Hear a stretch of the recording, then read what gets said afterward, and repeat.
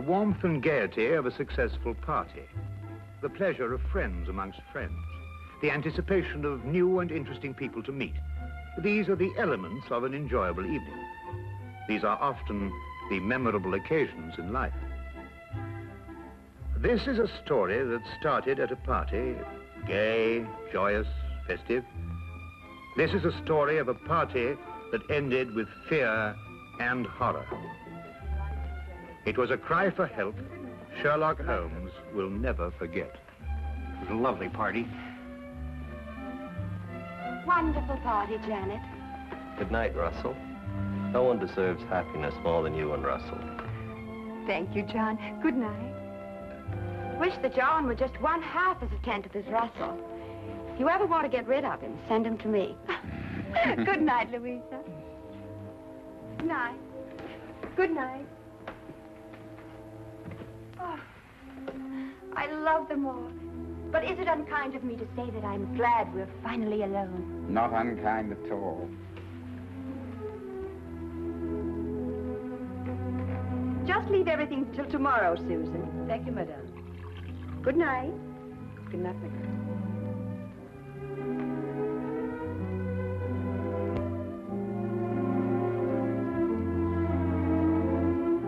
You've made me very happy this evening, darling.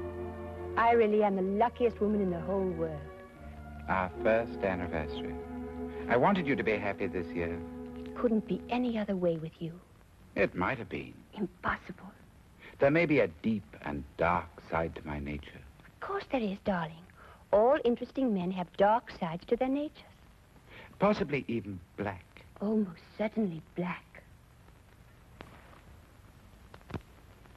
I'm a murderer. Of course you are. More than once. Innumerable times, I'm sure. 7 times. And are you going to murder 7 times again? Once again. Anyone I know? You? Oh, wonderful. And will you give me warning? I'm giving you warning. Will you kill me with kindness? No. Like this. Russell! Russell, you're hurting me. Russell, whatever came over you? I told you, my darling. Tomorrow, at exactly 9 o'clock, I will strangle you as I have strangled 7 before.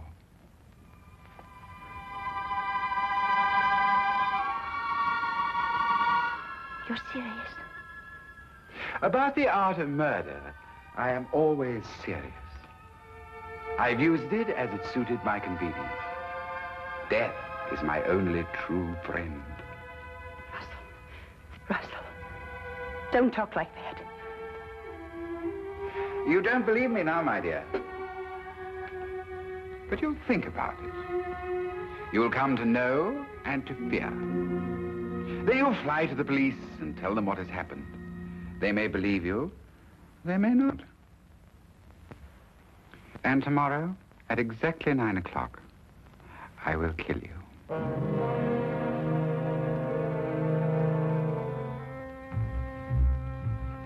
Good night, my dear.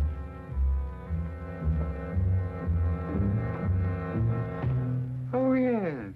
Happy anniversary, my dear.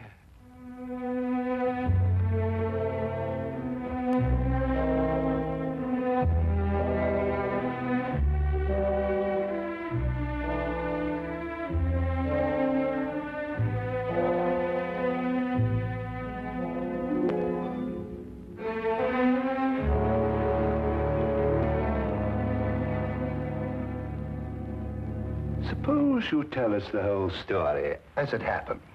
It might be easier that way. Of course. I'm Mrs. Russell Partridge. Your husband's the art collector? That's right. Oh, he's a wonderful man, your husband. I first had the pleasure of meeting him when we were guarding the French collection that came over. He's a wonderful man. Everyone says so. Yes.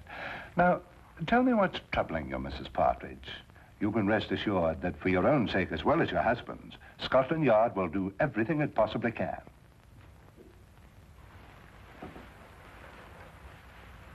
It was nothing. Nothing? I was mistaken. I can see it now. Probably the result of too much party last night and an overactive imagination. Well, perhaps you care to tell me about it anyway. It may help to dispel any doubts you have. It isn't necessary, really. I'm sorry to have taken so much of your time, Inspector. I'm sure you're a very busy man. Mrs. Partridge, I'm very pleased to hear you feel this way now. What do you mean? Your husband told me of the incident last night. He was afraid you wouldn't be able to overcome the delusion. My husband told you? Yes, he was here this morning. What did he tell you? Only that you were suddenly overcome by the idea that he intended to harm you. You're over that now, I see. My husband told you that? May I say, Mrs. Partridge, that in my experience here at Scotland Yard, I've met many people who thought for a short time that they were being persecuted. But it passes. Your husband will help you, I'm sure. I'm sure. Thank you, Inspector.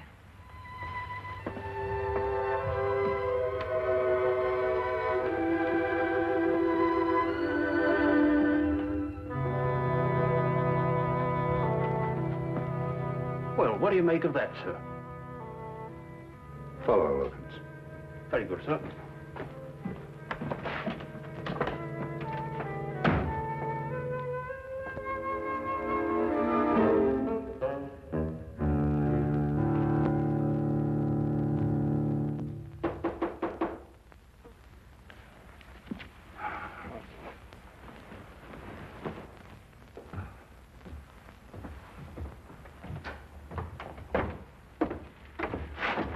Yes? Oh, Is this the flat of Mr. Sherlock Holmes? yes, Mr. Holmes has just gone downstairs to look for darkness. Won't you please come in? Thank you. Oh, please excuse me. Would you like to sit over here? There. Would you care for anything? I have some fresh tea made. No, thank you. You say Mr. Holmes will be right back. Oh, yes. Oh, forgive me. I'm Dr. Watson. How do you do? I'm Mrs. Russell Partridge. Oh, your husband's the art collector. Yes, Oh, I met him not long ago. Wonderful man. thank you. Of course, I'm not much an authority on art myself. I just like what I like, you know. But I understand he's one of our leading judges. Yes, that's true. Wonderful man. Interesting, too. Yes. I think perhaps I'd better leave. I was wrong to think that... What a beautiful day, Watson. Perfectly exquisite. We really must make an effort to get out and about more often and see the beauties that I beg your pardon, madam. I didn't realize we had a guest. May I present Mr. Holmes? This is Mrs. Russell Partridge. Do forgive the exuberance of my entrance, madam. I'm delighted to meet you. Won't you sit down? I think that I realize the situation is a delicate one. How do you know? Because you didn't wish it to be known that you'd come here. So you left your carriage at the corner of the street and walked. You saw me? No, as a matter of fact, I didn't. But I observed that the hem of your skirt has picked up a certain amount of dust from the street. And though you undoubtedly came by carriage, because your shoes, which are extremely fashionable ones, were not meant for comfortable walking. Mr. Holmes, I need your help. In what way, Mrs. Partridge? I believe my husband is going to kill me. Russell Partridge? Why do you believe this, Mrs. Partridge? He told me he would. Last night. Why, that's impossible. I had the same reaction at first, Dr. Watson. It couldn't be true. Not by Russell.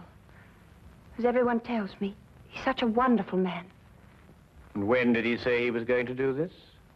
Tonight, at 9. And then he said something impossible, Mr. Holmes.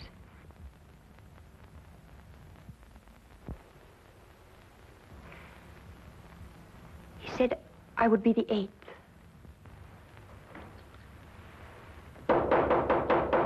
Excuse me.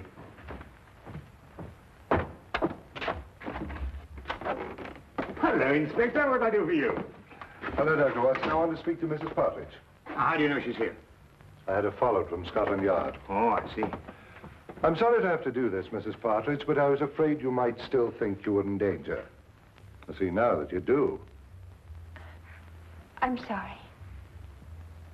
But Lestrade, Mrs. Partridge has just told us that her husband is going to kill her tonight at 9 o'clock. Mr. Partridge came to the yard this morning to tell me that his wife was going to call on me. How did he know? He said you told him you were going to call. That's not true. I decided to do it this morning. It was 10 o'clock, I remember. Mrs. Partridge, at 10 o'clock, your husband was still sitting in my office. Mr. Holmes, I don't understand. I don't understand how Russell knew I would go to see Inspector Lestrade. I swear I never told him. Everything I told you is true, exactly as it happened. Do you believe that?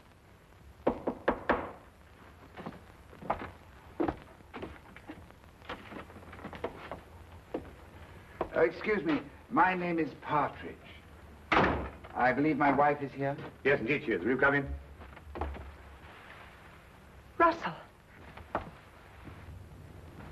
I'm sorry I'm late, my dear. I was detained at the gallery. Are you ready to leave? How did you know I was here?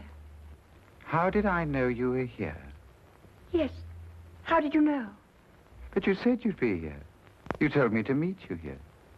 Have you forgotten?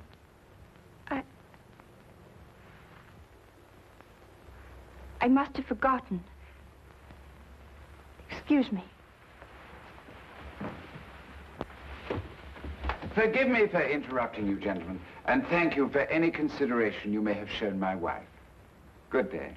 Good day.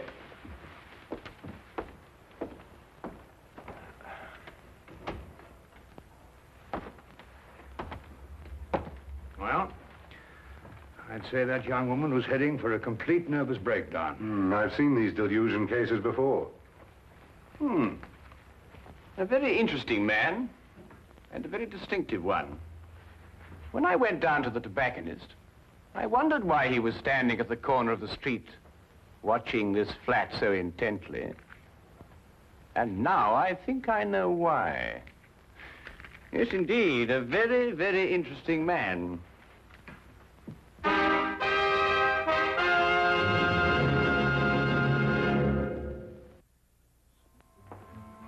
Well, Lestrade, there were two incidents in the romantic life of Russell Partridge.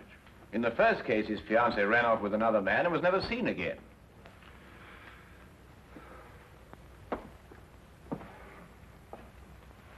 She ran off with an American, didn't she? Was this confirmed or assumed, Lestrade? Well, I don't know. And in the other case, he was left at the altar, I believe the expression is. Yes, that's right. Was that girl ever heard of again? She ran off with a South American, I believe. But really, Holmes, it just isn't logical. If Russell Partridge really intends to kill his wife, he's not going to tell her about it first. That'd be putting a rope round his neck. Would it be? Do either of you really believe that? It isn't logical, Holmes. It isn't usual, Lestrade. But this man is just amusing himself. He's an insane fanatic. And unless you get a warrant out for his arrest, I, for one, won't be responsible. Now, look here, Holmes. I can't ask for a search warrant every time a man's left at the altar. What would you be looking for anyway? The evidence of the 7 other murders he told his wife he'd committed. Holmes, you must understand that, well... Or the 8th will be on your hands.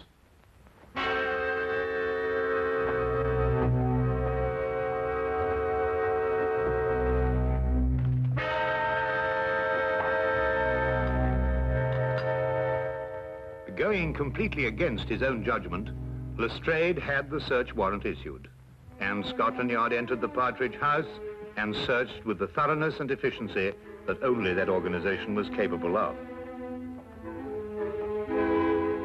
From basement to attic, no wall, no object was left without meticulous examination. Holmes directed the entire investigation. I have never seen him so intense, so insistent, and at the end, so completely frustrated. If Partridge was the criminal Holmes believed, there was no question he had won.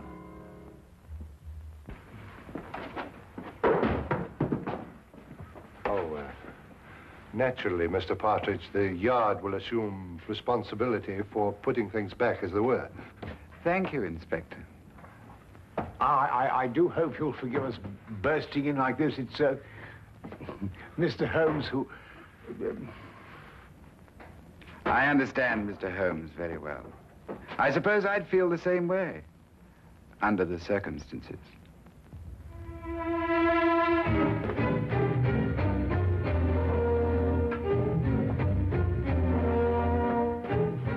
What time is it, Watson? A few minutes after 7, 5 minutes since you last asked me. It's there, Watson. It's there. I'll swear it's there. What's there? The evidence that Mrs. Partridge isn't lying, that her husband is a murderer. It's in that house somewhere. I'll swear it. But you've searched all over the house, Holmes. You've measured every inch of it. I know, Watson, but it is there. I've overlooked something. And unless I can find out what it is, that girl is going to be murdered in 2 hours. He said 9 o'clock.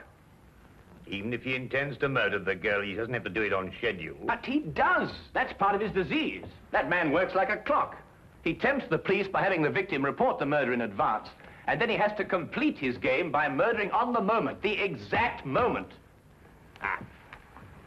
Now where are you going? Out.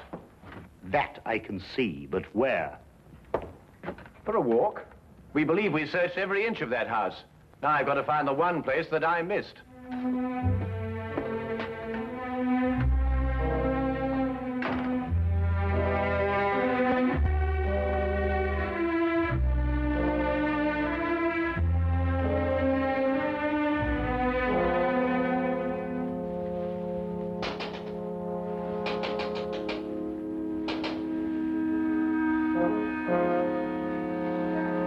Mr. Holmes. Good evening, Mrs. Partridge.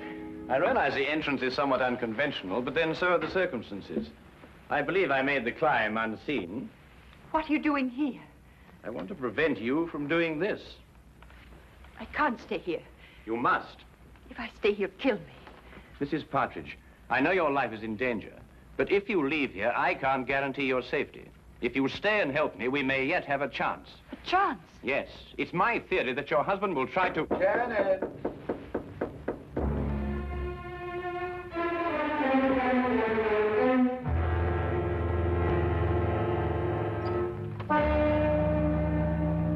Hello, my dear.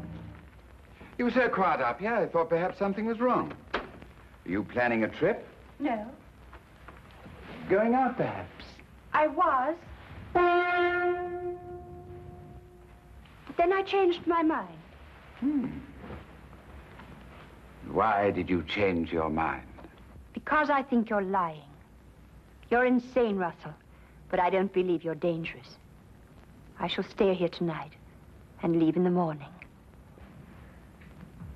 I'm glad you feel like that, Janet. It shows you have great strength of character. Where did you kill your other 7 victims? Here, in this house. How did you dispose of their bodies? The bodies are still here. But the police searched the house. I know. I watched them.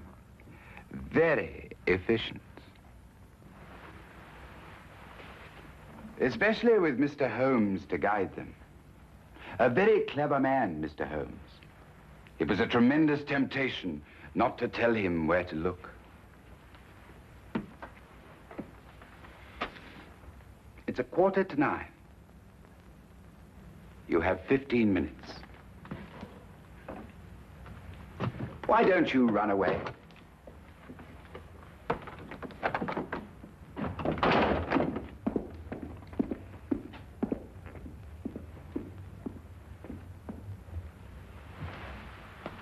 Very well done indeed, Mrs. Partridge. I must apologize for the oversight. What do we do now? Now we wait.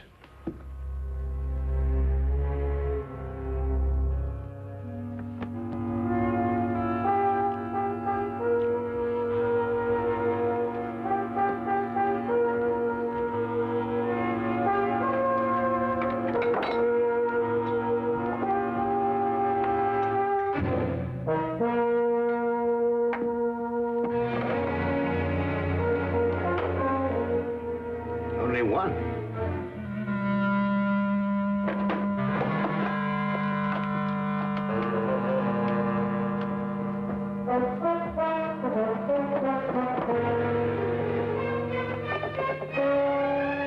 Holmes.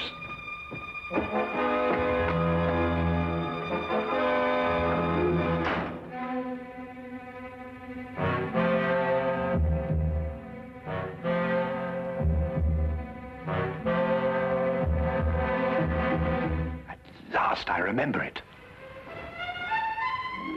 What is it, Mr. Holmes? Oh, one place I forgot to look.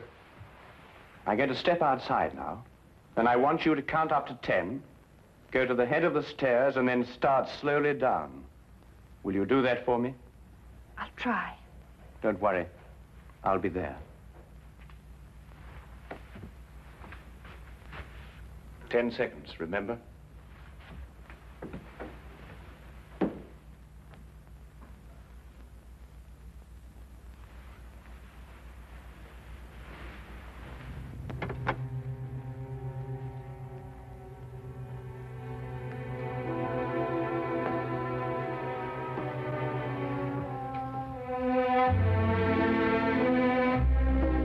I admire your courage, Janet. Aren't you afraid? No. I don't believe you. I think you are afraid. No, I'm not. The others were afraid. Don't take that last step. How did you get in? The important thing is that I'm here, and that your wife is safe. And because of your premature revelation of yourself, so am I. I'm sure it is not against the law of England to walk up the stairs in one's own house.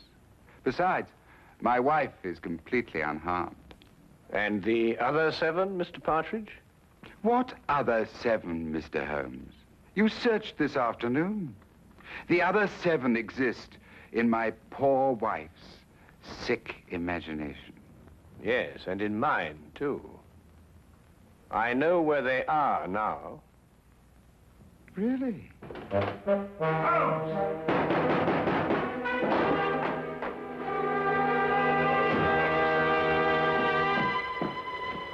What's happened? Get the poker from the fire, Watson.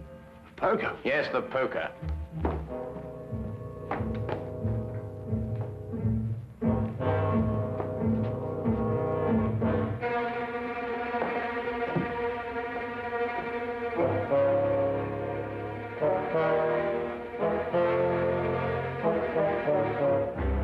I imagine there is a way of opening your unique coffin, Mr. Partridge.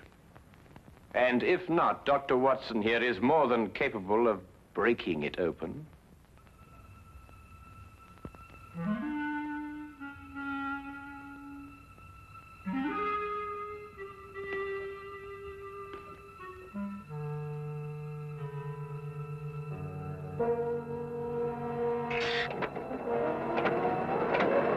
Oh, good Lord!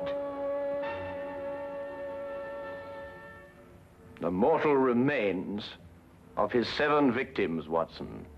Each step a coffin, and each coffin a monument to the most insane killer I have ever met.